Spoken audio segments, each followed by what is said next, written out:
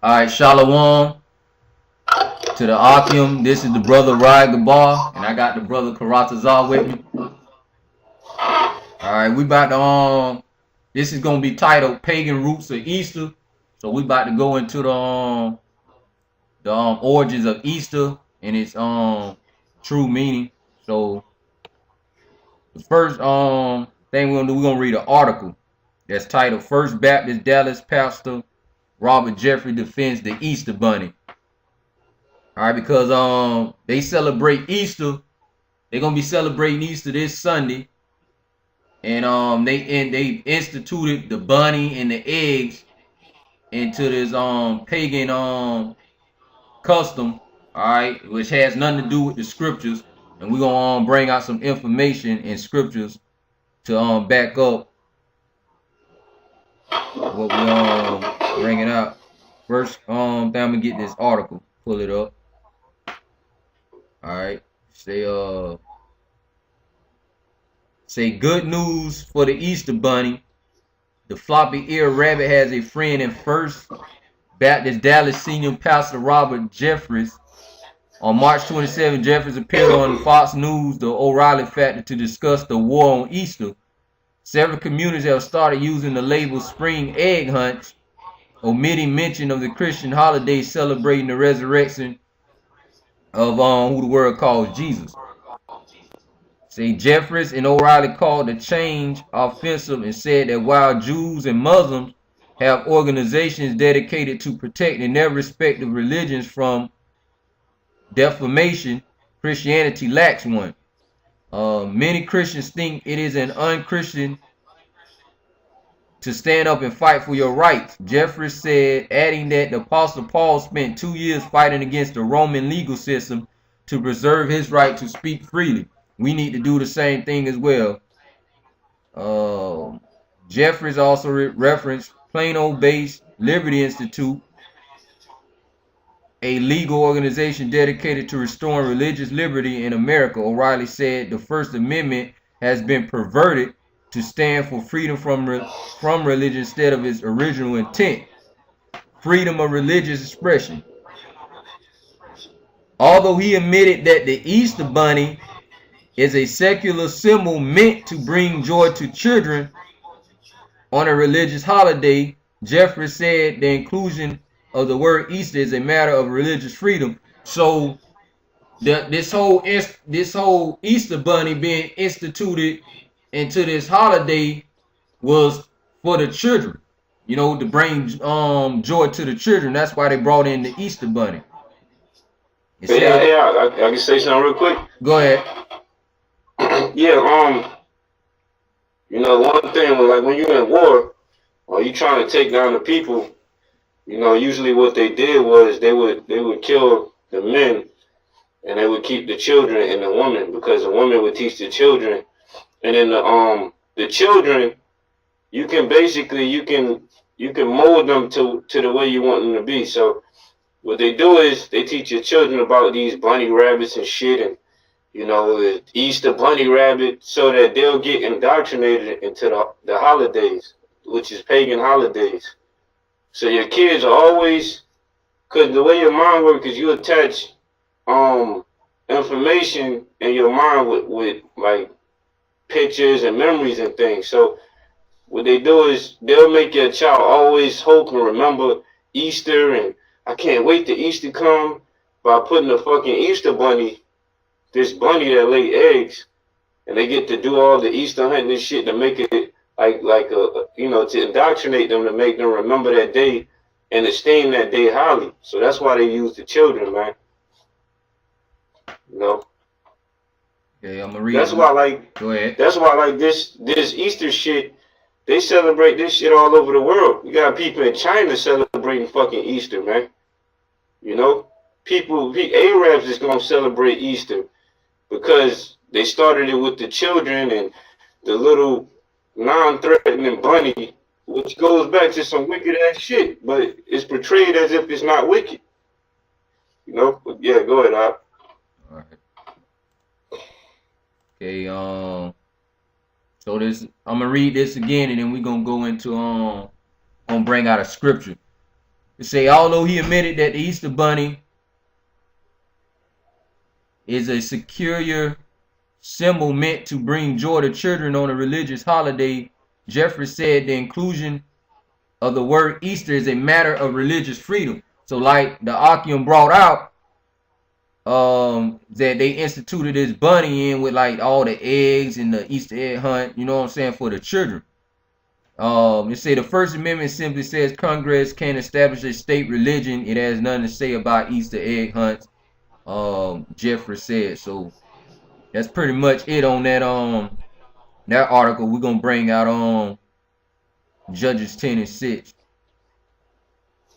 This is Judges 10 and 6. It said, in the children of Israel, which are the so-called Negro, Hispanics, and Native Americans, did evil again in the sight of the Most High, and served Balaam and Ashtaroth, in the gods of Syria, in the gods of Zidon, in the gods of Moab, in the gods of the children of Ammon, in the gods of the Philistines, and forsook the Most High, and served not him. So you had the children of Israel, instead of them serving the Most High, keeping his law, statute, commandments, they started worshiping these other heathen gods and started taking on their customs. And one of those customs today is like the Easter egg hunt, the colored eggs, the bunny, and all that, you know what I'm saying, and Easter Sunday worship. So all that is tied into these heathen customs.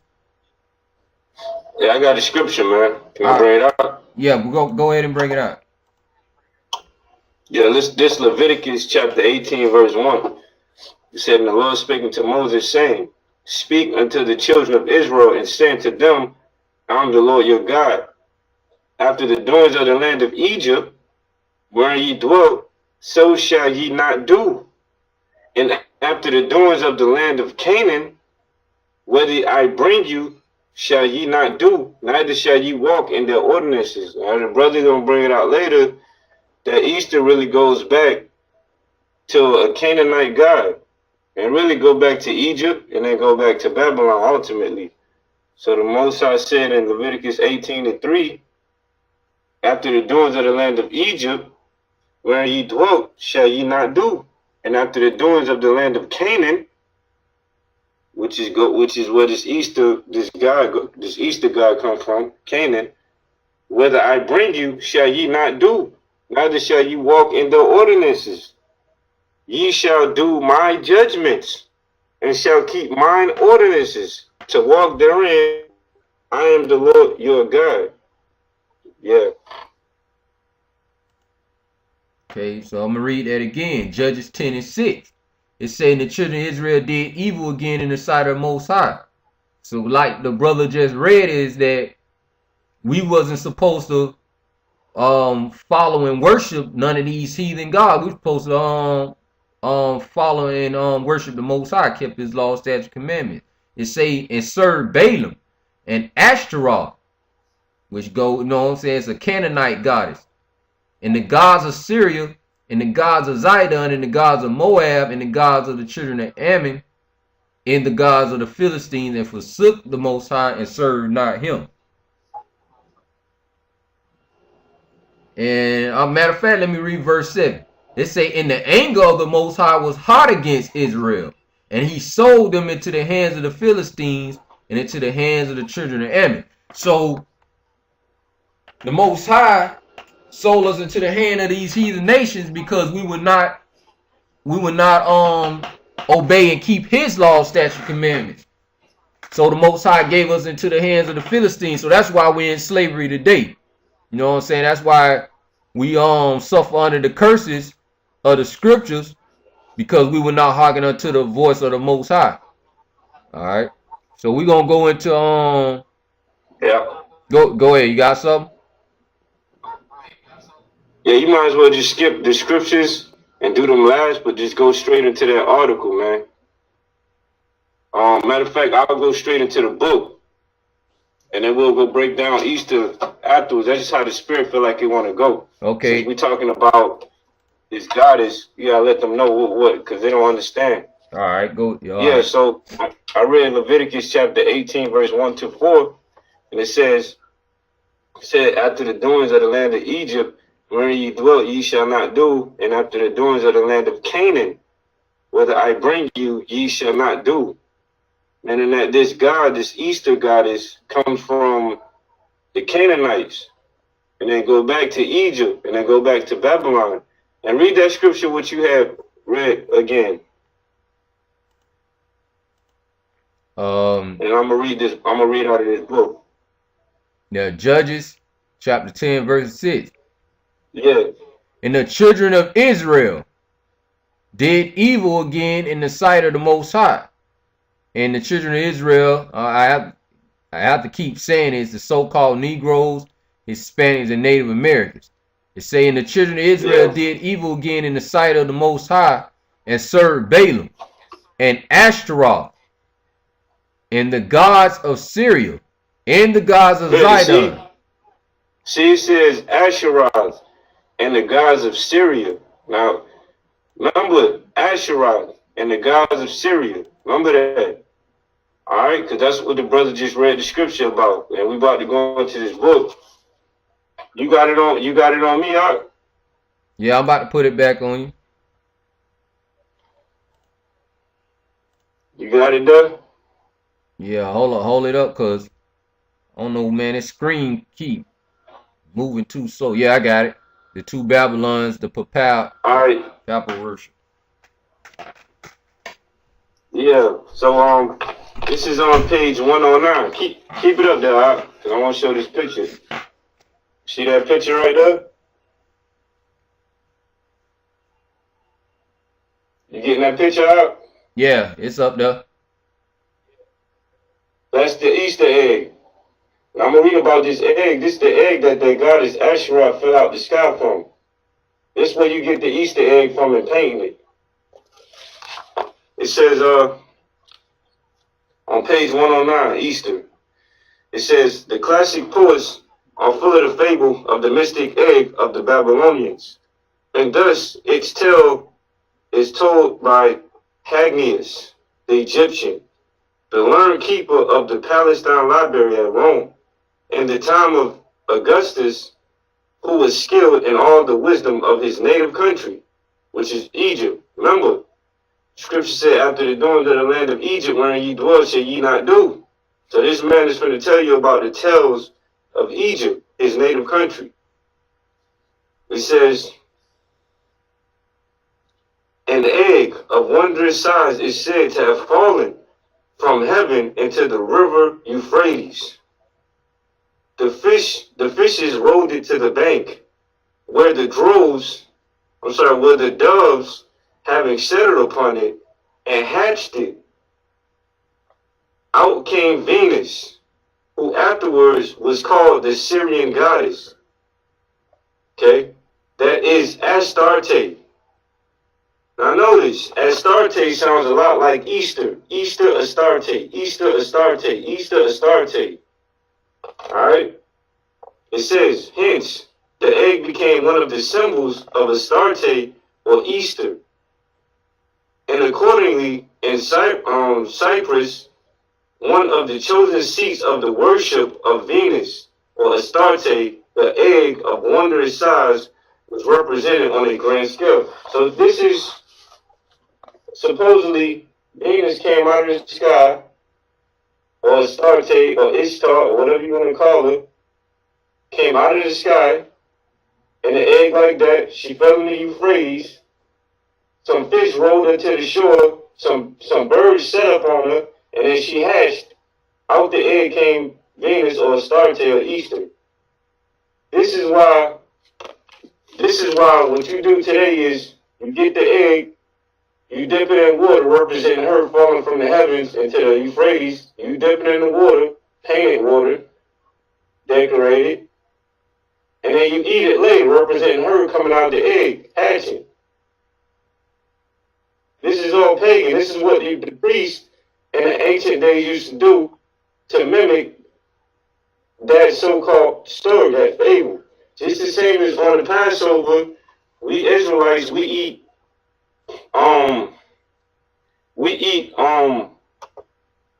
what is it? We eat bitter herbs to represent the bitterness of the captivity. It's the same thing today. These people have the Easter egg, they dunk it in the water to represent that God is Istar, Istarte, coming down into the Euphrates and things like that. It's the same thing what the priests used to do in the ancient days. So that's where the Easter come from. All right. Yeah, you got that article though, right up? Mm-hmm. Yeah. Actually, I'm gonna go into the Hebrew word. Yeah, yeah. Behind Let's start Ashtaroth. Let me pull it up.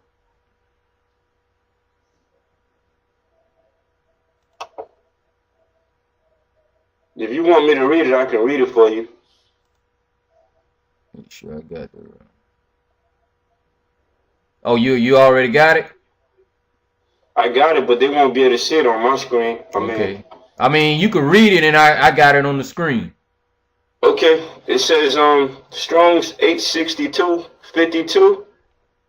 It's I shot Roth. All right, in the Hebrew, and it says Asheroth or Astaroth or Astarte or Easter equals star. Number one, it says false goddess in the Canaanite religion. Now remember, I'm gonna go back to it again. It says false goddess